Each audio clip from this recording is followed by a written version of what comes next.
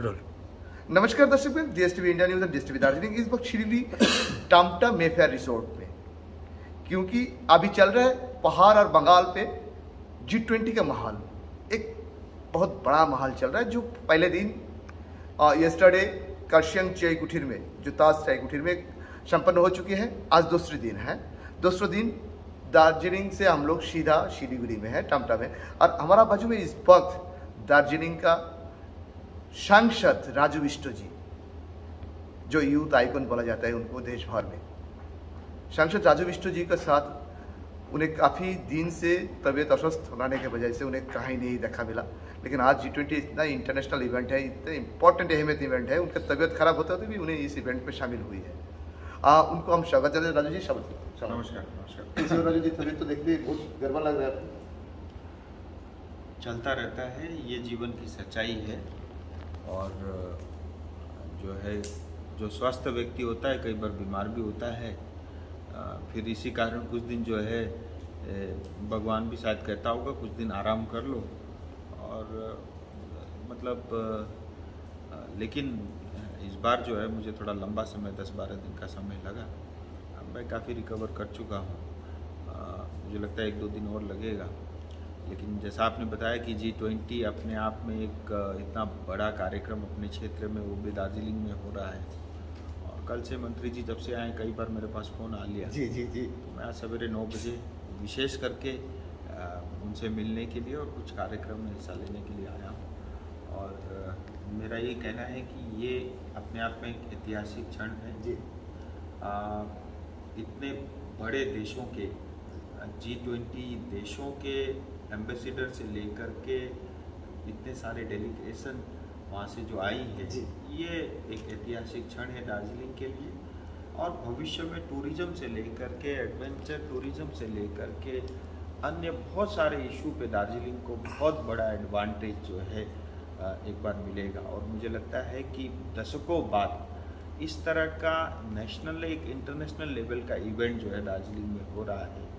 और ये दार्जिलिंग की गरिमा को और जो है बढ़ाता है। और आने वाले समय में आप देखेंगे दुनिया में जो है टूरिज़्म बढ़ रहा है। भारत भी तेज गति से 13% के ज़्यादा ग्रोथ से आगे चल रहा है, लेकिन क्षमताएं बहुत अपार हैं। कोविड के बाद का टूरिज़्म, अब लोग गाँव और दूर दराज के इलाकों में रहना और घूमना पसंद करते हैं। उन सब के हिसाब से ये एक मतलब दार्जिलिंग एक ऐसा लोकेशन है जो दुनिया के लोग आना पसंद करेंगे। और इस तरह के आयोजन से, G20 के कार्यक्रमों से जो है इसको बहुत बढ़ावा मिलेगा। हमारे युवा साथियों को रोजगार मिलेगा, कुछ न कुछ नया करने की जो है ऊर्जा युवा साथियों को मिलेगी। रजनी, देखिए, ये तो G20 का पार्ट कल शायद खत्म होने वाला, टुमारो। तो ये जो अहमियत तो आपने पहले ही समझा चुका है, वह बहुत जानकारी दे चुका है दार्जिलिंग की जनता को।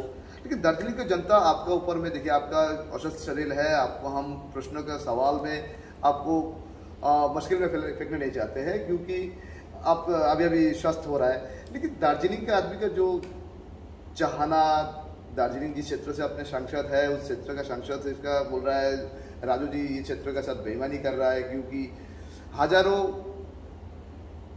गुनाहगार सजा मिले कुछ फर्क नहीं पड़े, लेकिन एक बिना गुनाहगार को सजा मिले तो उसको बोलते हैं अधर्म बोलते हैं। तो बोलते हैं वो MGS नरेगा का पैसा, तो 100 डेज का पैसा के बारे में आपने खुद ने ऐलान कर दिया जो मैंने रोक दिया। उसके बाद डिफरेंट टिप्पणी भी आ रहा है आपका अपोजिशन पार्टी से भी, आपका पार्टी का मतलब MLA भी इस बारे में टिप्पणी करा, कर्शन बड़ा MLA। तो इस बारे में आपका क्या कहना है जी? कौन क्या कहता है इससे मुझे बहुत फर्क नहीं पड़ता जी। लेकिन ये सच्चाई है जी कि जनता का पैसा जो लोग GTA चलाते हैं उन्होंने लूटा है जी। उस जनता के पैसे का दुरुपयोग किया है, विकास के नाम पे लोगों को ठगने का काम किया है। और इतना करोड़ों, हजारों करोड़ों रुपया आज सीधा केंद्र सरकार की तरफ से जी, चाहे वो हर घर जल हो, मनरेगा हो, PMGSY हो, आवास योजना हो, RIDF की सड़कें या डेवलपमेंट हो, बॉर्डर एरिया डेवलपमेंट फंड हो, और इतने सारे स्कीम के माध्यम से आज हजारों करोड़ों रुपया जब पहाड़ में जनता के हितों के लिए आ रहा है और यहाँ के कुछ चुनिंदा पॉलिटिकल पार्टी राजनीति कर रहे हैं, और इतना ही नहीं कि वो स्वयं राजनीतिक पार्टी तो चलाते हैं, पॉलिटिकल एक्टिविटी उसी केंद्र सरकार के पैसे से करते हैं, 5 से 7% जो है कमीशन कॉन्ट्रैक्टर से लेते हैं, और उसके बाद अगर ये अपेक्षा करते हैं कि मैं एक इलेक्टेड रिप्रेजेंटेटिव होने के अलावा सांसद होने के नाते मैं सब ड्रामा देख करके रहूं और चुप रहूं, ये मेरे से नहीं होगा।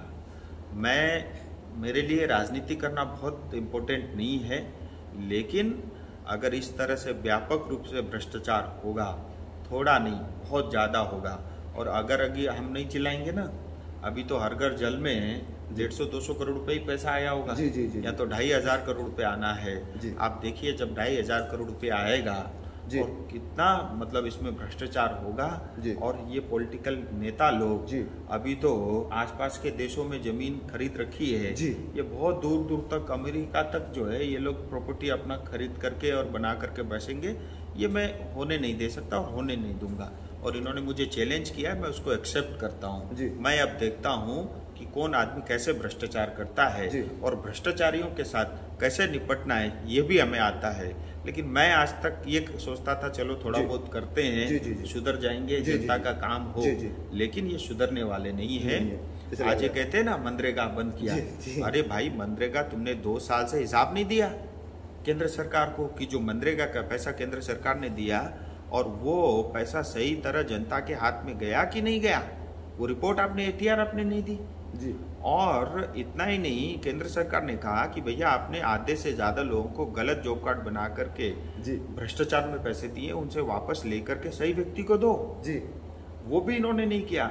मेरे पास सारा डॉक्यूमेंटेड है, प्रूफ है, और एक जो है, और जो कुछ भी आज केंद्र सरकार की तरफ से पैसा रोका है ना, ये ऐसे ही नहीं रोका कि केंद्र सरकार को कोई सपना आ गया ना, इसके लिए प्रॉपर जांच हुई है, दार्जिलिंग में जांच हुई है, कालिम्पोंग में जांच हुई है, वो सारे चिट्ठी पत्री मेरे पास हैं, और किस तरह की चिट्ठी जो है केंद्र सरकार ने राज्य सरकार को लिखी है, और राज्य सरकार ने जो स्टेप उठाने थे वो नहीं उठाए, इसलिए आज जाकर के जो है मतलब प्रॉपर केंद्र सरकार ने राज्य सरकार को लिखित में कह करके ये सारी जो है जो हमारी आउटकम्स है, हमारी फाइंडिंग्स है, ये इसका प्रॉपर आपको रिप्लाई देना होगा, तब तक ये पैसा बंद रहेगा।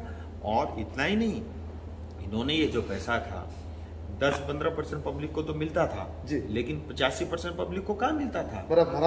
आज कोई विधायक नहीं चिल्ला रहा है, विधायक का चिल्लाने का बानी नहीं है, चिल्ला कौन रहा है, कॉन्ट्रैक्टर चिल्ला रहा है, क्योंकि उसका पैसा रुका हुआ है। सुनो मैं बता रहा हूँ उसने क्या टिप्पणी की मुझे मैंने नहीं देखा, इसीलिए मैं उस पर जाना भी नहीं चाहता, ठीक है। लेकिन ऐसे समय में ऐसा होता है ना, हर आदमी सोचता है मैं भी कूद जाऊं, विषय जिसका है मुझे लगता है उसको ही कूदना ज्यादा अच्छा है। और एक कालिम्पोंग का जो विधायक चिल्ला रहा है, ये विधायक है क्या? इतना घटिया सोच विधायक की हो सकती है? ये तो कॉन्ट्रैक्टर है तो कॉन्ट्रैक्टर बोल रहा है। आज कॉन्ट्रैक्टर इसलिए बोल रहा है क्योंकि उसका पैसा रुका हुआ है। मैं पूछता हूँ ना उससे, भैया हाई स्कूल का जमीन शॉपिंग मॉल किसने बनाया? और हाई स्कूल से ज्यादा वो जमीन PWD का जो रिजर्व एरिया था वो कैसे मतलब उसका रजिस्ट्रेशन हुआ? उसका खतिया नंबर है रजिस्ट्रेशन में, और जिन ने आवाज उठाई उसको एक एक दुकान दे करके चुप बिठाए, मुझे नहीं पता। आज तिस्टा के अंदर में क्रशर मशीन खड़ा करना वहां पे बंद है, तो क्या वो रेली नदी में अलाउ नहीं, वो रूल लागू नहीं है रेलिंग में?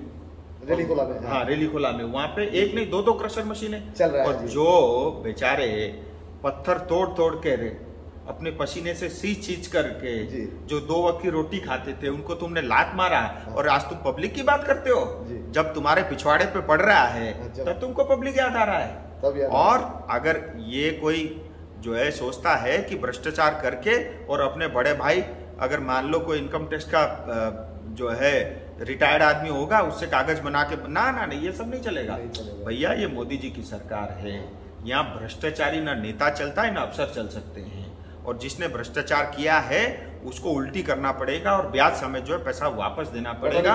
और अब मैं तुम्हारे पीछे पड़ गया हूँ, और तुम्हारे एक नहीं सैकड़ों भ्रष्टाचार हैं, तुम्हारे सैकड़ों ऐसी चीजें हैं जो मेरे पास पुख्ता है, लेकिन मैं ये सोचता था चलो सुधर जाएंगे आज नहीं तो कल, लेकिन ये सुधरने वाले नहीं है और ये नहीं सुधरेंगे और अब मैं इनको छोड़ने वाला नहीं हूँ। आप देखना अब सही। राजू जी देखिए, बाहर में अभी सवाल जो उठ रहा है कि पंचायत चुनाव आ रहा है, राजू जी एक्टिव हो रहा है, क्यों राजू जी के पास officially 40 to 42 days because you have only for 2 full sessions, parliamentary sessions, on monsoon sessions and on winter sessions you have that virus you have। भैया मुझे तो कोई चिंता नहीं है, क्योंकि मुझे पता, सुनो 42 days हो, वीक्स हो, मुझे उससे कोई फर्क नहीं पड़ता। मुझे पता है मेरे मुद्दा है, मैं बता रहा हूँ ना, मेरी पार्टी ने जो हमारे क्षेत्र की जनता से वादा किया वो पूरा हो रहा है। मुझे किस चीज का डर है, मैं बता रहा हूँ ना। आप इतना बॉडी लैंग्वेज अरे भैया मैं फालतू बात करता ही नहीं हूँ, मैं उनमें से नहीं हूँ। मैं बताया ना, मुझे कोई फर्क नहीं पड़ता मैं नेता बनूं कि नहीं बनूं, मेरे लिए इतना इम्पोर्टेंट नहीं है। लेकिन मेरे लिए इम्पोर्टेंट है कि मेरे क्षेत्र के लिए जो पार्टी ने जो निर्णय लिया था वो काम हो रहा है, तो मुझे किस बात। मैं चुनाव प्रचार नहीं भी करूंगा तो जीतना तय है, लेकिन मेरा आज पंचायत चुनाव की वजह से मैं गांव नहीं जा रहा हूं। आप निकाल करके देख लो। आप तो हमेशा जाते मैं हमेशा उन गांव में जाता हूं जहां आज तक विधायक नहीं पहुंचा जी। मतलब मैं कालिम्पोंग ऐसे क्षेत्र में गया हूं वहां लोकल विधायक नहीं पहुंचा, वहां सभासद नहीं गया आज तक, सांसद तो छोड़ दो, मैं जाता हूँ। क्यों? क्योंकि मेरे अपने लोग हैं, मुझे उनसे प्रेम है, मैं इसीलिए जाता हूँ। उनके लिए अगर कुछ कर सकूं तो मुझे लगता है ये मेरे लिए बड़ा अचीवमेंट होगा, इस नाते मैं अपने क्षेत्र में जाता हूँ और वो मैं जाता रहूंगा। रही बात पंचायत चुनाव, आप देखना इस बार का पंचायत चुनाव ऐसा होगा जहां बहुत सारे लोग मिलकर के लड़ेंगे और उनका जीतना तय होगा, क्योंकि टीएमसी या इनडायरेक्टली जिन्होंने टीएमसी के साथ गठबंधन किया है वो पहाड़ कभी पसंद नहीं करने वाली है। और विशेष करके इन्होंने जो भ्रष्टाचार किया है, जो भ्रष्टाचारी है, उनको तो पहाड़ कभी बख्शेगा नहीं। और आज डरे हुए हैं क्योंकि पैसा रुका हुआ है। अब क्या है, सारे कॉन्ट्रैक्टर भाग भाग के मेरे पास आ रहे हैं। इनके कॉन्ट्रैक्टर मेरे पास आकर के खुला कह रहे हैं मेरे से 5% लिया, मैं तो पहले 7 बोलता था, 5 लिया है और किसी से 7 लिया। और किसने कौन कौन से मतलब स्कूल में काम करवाए सब पता है मुझे, मेरे पास सब हिसाब गणित आ गया है। बस इसकी जांच होनी है, एजेंसी जांच करेगी और जो भी सजा देना होगा वो भारत के कानून से मिलेगा। लेकिन अब मेरे पास वो सब कुछ है जिसकी मुझे अपेक्षा थी, जिसका मुझे इंतजार था, वो मेरे हाथ में आ चुका है। और मैं बता रहा हूँ ये भ्रष्टाचार में आज इतने डरे हुए कॉन्ट्रैक्टर अब मेरे पास भेज रहे हैं, बताइए हम क्या कर सकते हैं। अरे भैया बहुत 4 साल हो गए, इतने सारे इधर पैसे वाले लोग हैं, किसी से पूछ लो आज तक मैंने किसी से 1 रुपया लिया क्या? और आसमानी है, उसके आवश्यकता इतना नहीं है, बट फिर भी मुझे आवश्यकता नहीं है। और यही मेरी ताकत है, यही मेरी स्ट्रेंथ है। आज भ्रष्टाचार में डूबे हुए कॉन्ट्रैक्टर इनके जो है नीचे से जमीन खिसक रही है और इनको अब समझ में नहीं आ रहा है क्या करना है। इनका भ्रष्टाचार का पूरा काला चिट्ठा खोल करके मैं एक दिन ऐसा रखूंगा, ये ऐसे नंगे होंगे कि इनको जो है छुपाने के लिए जो है कपड़ा भी नहीं मिलेगा। और आज देखो ये हरघर जल में जो भ्रष्टाचार मैं बताना चाहूंगा, हरघर जल में क्या से भ्रष्टाचार हो रहा है। हरघर जल जिसको टेंडर अवार्ड होता है, टेंडर कौन करता है? नेवरा प्रोजेक्ट वाला। अरे भैया नेवरा प्रोजेक्ट करता है, इधर आपका जो है जीटीए जो है एग्जीक्यूशन कर रहा है, कलकत्ता उसमें जुड़ा हुआ है। पूरे बंगाल में एक भ्रष्टाचार होता है टीएमसी का। यहाँ तो भैया 3 लोग भ्रष्टाचार कर रहे हैं। टीएमसी तो कर ही रही है, पश्चिम बंगाल सरकार, जीटीए भी कर रहा है, अलग यहाँ से प्रशासन कर रहा है और सब मिली भगत है।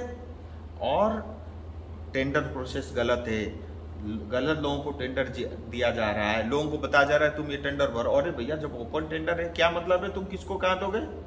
टेंडर में अपना भाग लेगा, जिसका L1 आएगा, जो कॉम्पिटेंट होगा उसको मिलेगा। ये तो ऑटोमेटिक प्रोसेस है। फिर टेंडर का क्या वैल्यू है कि भैया सितोंग वाला सितोंग करेगा, मिरिक वाला मिरिक करेगा। अरे भाई तुम बाप हो, किसके बाप हो तुम? तो ऐसे नहीं होता। और गलत किसी को टेंडर मिल गया, मान लीजिए दूसरे पार्टी के किसी कार्यकर्ता को, उसको धमकाना, उसको बोलना टेंडर जो है तुम उठाना नहीं। फिर उसके बाद यहाँ पे पाइप की खरीदी होती है, टाटा पाइप 85 रुपये में। कौन रेट तय किया भैया? 85 रुपये कोई रेट तय करने की चीज है? 85 रुपया kg का पाइप टाटा का खरीद रहा है, स्टील 55 रुपये का है, 5 रुपये का जिंक चढ़ता है, 60 रुपया, ठीक है।